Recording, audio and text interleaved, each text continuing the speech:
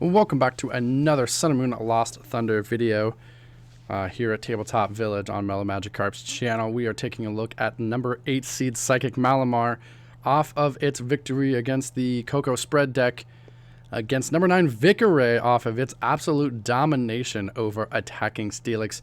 Both decks weren't really tested all that much in the first round, so now we're here in the second round of 16. We're going to see who moves on to be into that top 8 with a 2-0 victory. Not 2-0 victory, but 2 victories going in. So, myself, I will be playing the side of Vickeray Rayquaza, looking to try to get that grubbin down, and we do get the grubbin down, as well as some other stuff as well going on. 2 Mysterious Treasures going to get you into the Lele for Lily, and the Rayquaza, and all that fun stuff that Vickeray Rayquaza loves to get right off the bat. And discards 3, attaches the energy, a lightning to Lele, and a Lily for 8.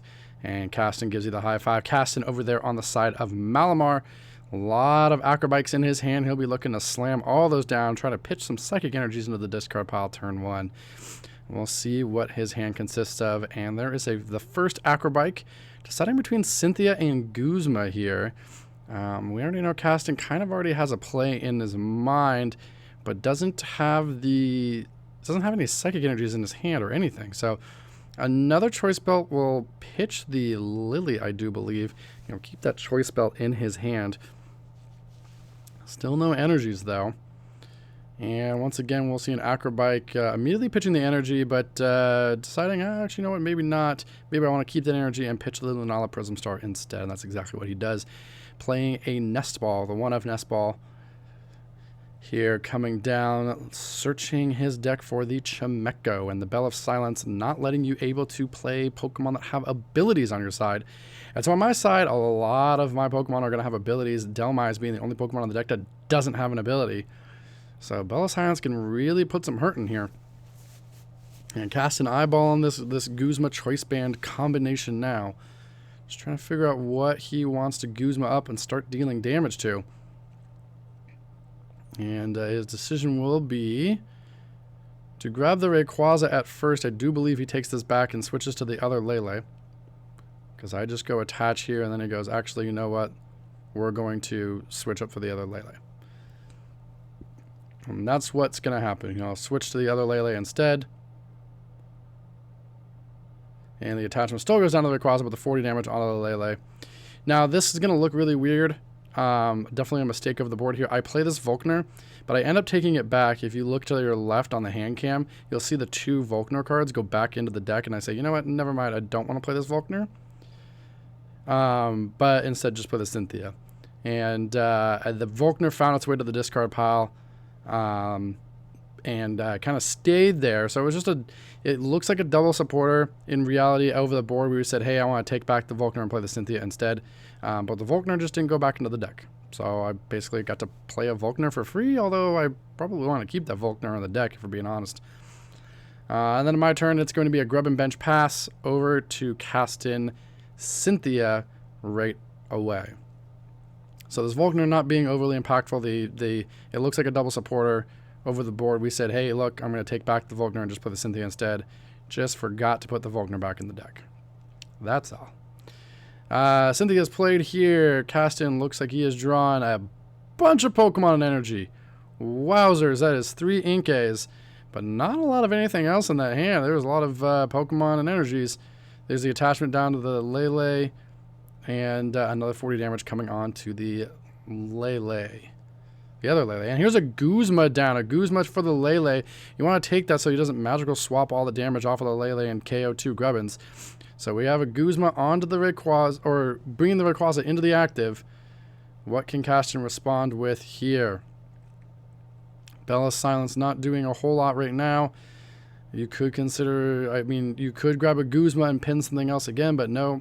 Caston just says, look, I need to start getting going. This Lele has 80 damage on it. That's kind of where you want it. You can Black Ray it later. You can do a lot of things to knock that thing out later, but it's going to be a Lily for 6 here. And we got at least a Malamar. But no way to draw cards. There's a switch on an Ultra Ball and a Choice Band. So really we'll see the Psychic Recharge to the Necrozma there. And probably just a Bell of Silence for 40. And that's exactly what it will be. Over to my turn. Let's see what we hit. Is going to be attachment onto the Lele, a Choice Band, and a Lily. Trying to get into the Vigorvolt. No Vigorvolt comes down immediately, which signals that you really just don't have it. And yeah, we'll just be a Rayquaza knockout. How does Caston respond? We know he's got the switch in hand, so we know we can at least attack with Necrozma. Let's see how Caston handles this hand here. So it will be a Psychic Recharge at least once. And there is a Choice Band. I believe he's got a second Psychic Energy in the discard pile. Just taking a look through it. It was on the Lele. One on the Lele, one on the Bell of Silence. So there should be an extra one in there. Oh no, he Psychic Recharged last turn, so he does not have an energy. But he's eyeballing this Ultra Ball. And he's going to Ultra Ball away the Invasion, Necrozma, the Dawn Wings, and the Marshadow. Probably looking for a Malamar. Yeah, he's hovering the Malamar. Might get the Let Loose. Those are his two options he looks like he's considering. So he will be going with the Psychic Recharge Malamar. And he's got the Switch Lily in hand. So being able to Lily for 6 yet again. Lots of Lilies for the full value in this game 1 here. And we'll see the switch come down. Looking to draw on there an energy and a Lily for 6. Do we see an energy? Yes, there is an energy there. So we know we are getting the knockout this turn. And there's a Mysterious Treasure to boot. So that might go fetch the Marshadow here. If you can get a Marshadow off with the attack where all the energies are. And no Vikavolt on board. Might just be able to steal this game here, and Marshadow will come down, and a Let Loose happens. So, Caston will be getting a knockout, going even in prizes, and no Vikavolt on the side of Rayquaza. Malamar looking very strong here. After using Bell of Silence to set up, that 80 damage still lingering on to the Lele. Eventually, we'll be able to take that later. 4 cards. Ooh, if you look on my side, I did... Oh my gosh, you can peek at my hand there for some spoilers. There is a rare Candy Vikavolt in the hand. So, this knockout will happen. Rayquaza goes down 4-4 in prizes. Back over to my turn. What do we draw? We draw a Volkner. This is the absolute nuts here. This will be a rare Candy Vikavolt and a Volkner. Likely to get the a piece that you need here. There's a Rescue Stretcher energy. Nest Ball for the Zaya Aura. Rescue Stretcher for the Rayquaza. Discarding 3. Accelerating an energy to itself. And a combined with the Free Retreat and the Vikavolt and an attach. You are getting all 6 energies needed here for the knockout. What an absolute backbreaker. Getting Marshadowed into the nuts. The Nest Ball Rare Candy Vikavolt Volkner. Oh my gosh. Caston played that perfectly. Opening game was great, but a Marshadow ends up just burning him. And the Guzma's in. I mean, we know the other card, the last card in that hand, was a Guzma. So Caston's likely able to get return KO, but we are a Guzma away from winning this game. And if we're going in with this Necrozma here, it is going to be an attach Rayquaza away as well. Wow, what an absolute monster of a Let Loose. Getting everything we need. There's the triple Psychic Recharge and attached to the Marshadow, and we're going to see a return KO here. Quickly checking the prizes, making sure nothing's prized. And an Ultra Ball, or this Cynthia coming down. The return KO is on board for Caston. He's just got to retreat and announce an attack. The question becomes, though, is there an Energy Rayquaza response?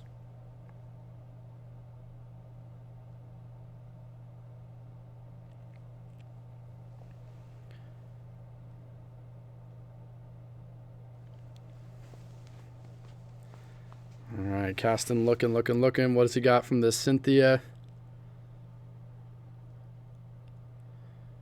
He's just looking at the board, thinking about what he can do here. And conversation over the board now is, well, I can retreat and knock out. Is that what I do here? Do I save a rescue stretcher for the Marsh Shadow? What's the plan here?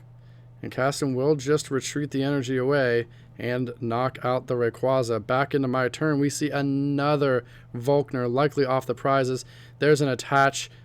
Yeah, you're going to get the attached choice band and knockout with the Zeraora. You don't even need the Rayquaza. Zeraora has knockout on board. That game was really close out of the gate. Playing optimally on both sides. And an absolutely devastating Mars Shadow puts Caston just too far behind for that game. That game snowballed really, really fast. Wow. So, Psychic Malamar knows what it needs to do. Bell of Silence is a great way to get this opening, just to stop Rayquaza altogether. Looks like we're tagging in. Looks like Caleb is coming in to play the Vikavolt Rayquaza. Giving him a quick moment to look through the deck. Looks like I am now on Malamar in this 3-man rotation. We try to do the 3-man rotations so that if it goes to a game 3, everyone ends up playing the deck once to eliminate as much player skill as possible. If everyone in theory plays at once, and we're talking about plays over the board, we got one guy recording, one guy sitting in the wings, 2 people playing, a couple spectators. Hopefully we don't make too many mistakes. Now granted, you've seen, if you've been following this tournament, there have been a few mistakes here and there, a few miscalculations.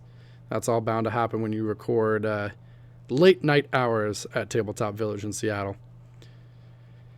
So it looks like an Acro Bike into a Mysterious Treasure and an Ultra Ball. On to the side of myself. Eyeballing a Marsh Shadow and a Bella Silence. Maybe looking to just put this out of reach right away. And yeah, that's what it's going to be. It's a Bella Silence and a Marsh Shadow. So turn 1 Let Loose. The infamous turn 1 Let Loose. And we can see if it's going to put Caleb into a bad position and just make this a really quick game too. Or if we're not going to need a game 3. And there is an Acrobike pitching the Giratina. And a pass back over to Caleb. Caleb draws, gets the Grubbin. And did we stick Caleb with an absolutely bad hand? It's really not going to matter though, because we can force Caleb to Tempest here. And yeah, he at least got the Grass Energy and a Tempest GX. There's probably a lot of ways out of that Let Loose. But if the Let Loose sticks, you might as well play it, right? The thought process there is that he can't hit Grass Energy and Grubbin off of the Marshadow, and he definitely did. A Guzma onto the Grubbin here. And a Bella Silence will start this annoying setup lock here. What can Caleb respond with? Can't really play a lot of cards. All you really can do is just attach to the Pokemon you need to attach to. Caleb, looking at this big old hand of his, he did just grab 10 fresh cards, top deck 11. Can't even play that Zeraora there. He's got the Zeraora eyeballed in the hand, and it will be an Ultra Ball discarding the Zeraora. And a Grass Energy. Probably finding another Grubbin, just to get the other one set up, just in case. And it will be another Grubbin. And we're probably going to see an attachment come down to the Rayquaza.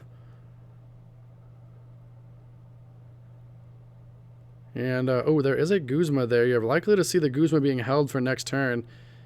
Back over to myself, there is a Mysterious Treasure for another Inkay. Bell Silence allows you to set up against decks like Zoroark, decks like Vicaray. kind of put them on the slow side of things while you get your Inkays and Malamars up. So after following a Lily here, we're going to see another Bell of Silence likely to come out. Not really. Ooh, a Distortion Door will come out. So double pings to the bench, an attachment to the Giratina, and a Bell of Silence yet again. So we'll see what Caleb has in store. We do know that he's holding on to Guzma. Won't be able to take the Giratina. Giratina's not a possibility, but you can start taking knockouts onto those Malamar pieces, and that's exactly what he's going to do. He's going to take the Malamar, get out of the Rayquaza, and take a knockout onto the Malamar. Now, can we respond from here? There is another Malamar down, so we will be able to Psychic Recharge and attach. And a Rescue Stretcher shuffles back in a 1-1 Malamar line, and the baby Tapu Lele. Getting those back into the deck here. And a Lily for a big, it looks like 3 cards. Acrobike will pitch a Psychic Energy.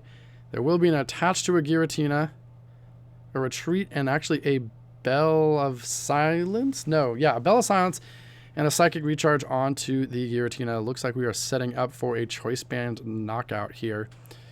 And there's another Rayquaza coming down. You can't play that, though. Bell of Silence happened. So Caleb just really gripping this whole big hand, and he'll just take the knockout on the Bell of Silence. Giratina being pushed to the active. There is the Choice Band in the hand. Necrozma coming down, Choice Band, and another Lily for a few cards. Wanting to find another Inkay, and there it is. Gonna get at least 1 Psychic Recharge off onto the Necrozma. And we are going to see a Rayquaza knockout. So Bell of Silence doing the same thing it did game 1, where you kind of delayed and able to tie 4-4 in prizes. But this time it was not paired with a Marshadow. It is paired with Caleb being able to grip a hand of 13 cards. Likely to see a pop-up happen. We know we got rid of the Zeraora, though, with the Ultra Ball. So getting the out of the active might be the difficult part, but ooh, there is the Delmise. That is going to signal maybe a return KO with the Delmise. Put Malamar into odd prizing, just like Vickeray is going to put, Malamar might put Vickeray on a odd prizing. So we'll see. No, but there is a Rayquaza coming down. Let's see. He elects not to discard the top 3. Oh, nope. Taking the Rayquaza back. Caleb mulling over his decisions here. We know he's holding on to this Volkner. But if you don't have a rare candy or a Ultra Ball in the hand, you can't get the Vikavolt this turn. But he will go ahead and play the Volkner. Grabbing rare candy. And we'll see the Lightning Energy as well. Let's see if Caleb ends up going back in with this. It also might just be double Volkner, and next turn he might have another one. No, he just has it. Caleb straight up has the rare candy Vikavolt. He's got the Lele in hand for next turn, but no way to get out of the active here. Still considering this Rayquaza. I think there's a chance you want to bench it, and here's a strong charge. 2 energies coming down onto the Delmise. I don't believe this version of Vickeray plays Switch, and no, it will just be a pass back over. Now a Guzma here would be huge. You remove the Delmise from play. So can Malamar find a Guzma? There is a Mysterious Treasure to get the Malamar. So no Lele in deck then. And it will just be, unfortunately, a Cynthia. A Guzma there would have been huge, because you put Caleb right back in that same situation you're at. But at the very least, you're going up in prizes here. Another Inkay down. And here's a Psychic Recharge coming down to the Necrozma. And it will be Giratina knocking out that Grubbin.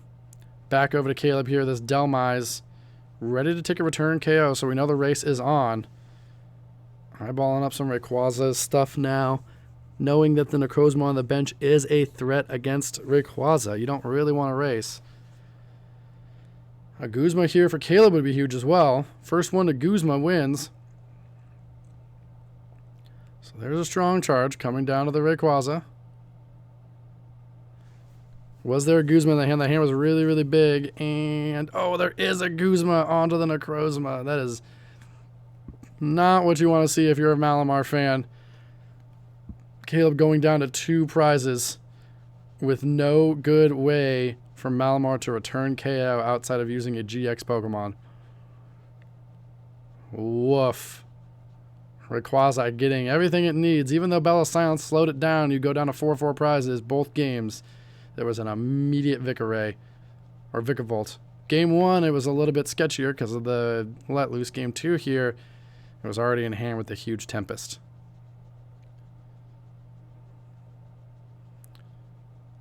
Looks like we're eyeballing up some sort of Guzma shenanigans, and yes, it is a Guzma shenanigan. So this game is still very much alive and well for Malamar. The knockout will happen onto the Vikavolt. So can this Rayquaza soak a hit, or does the Dhelmise get pushed and avoid the Guzma? That's the decision here. It will be a Dhelmise because you need 1 extra card in order to get into the Rayquaza. You still need the attacker for either of these things. And the Guzma needed. So the Rayquaza will get powered up here. It really doesn't matter what Rayquaza does. It just needs to go attack to win. It's all going to come down to Malamar, and can you get this return KO with a Guzma Necrozma? So down goes the Giratina. Over to my turn. Do we have the Guzma knockout? There's the Lele that we didn't get the previous turn. But can we get the Necrozma and the other Necrozma is prized. Oh my gosh. Yeah, the plan there, explaining over the board, was to grab the Dawn Wings, use the GX, take the knockout on the Dhelmise, and the GX ability says that you can't be hurt again next turn.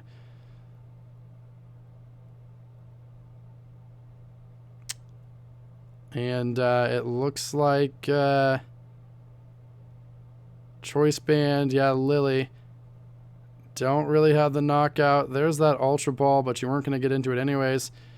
Here's the knockout and saying, hey, if he doesn't have energy, I think I just win. But here comes the energy from the Volkner. And that's going to do it. Vikavolt Rayquaza taking the series 2-0. Thanks everyone for watching. Vikavolt Rayquaza on to round 3, the top 8. We'll see you guys next video.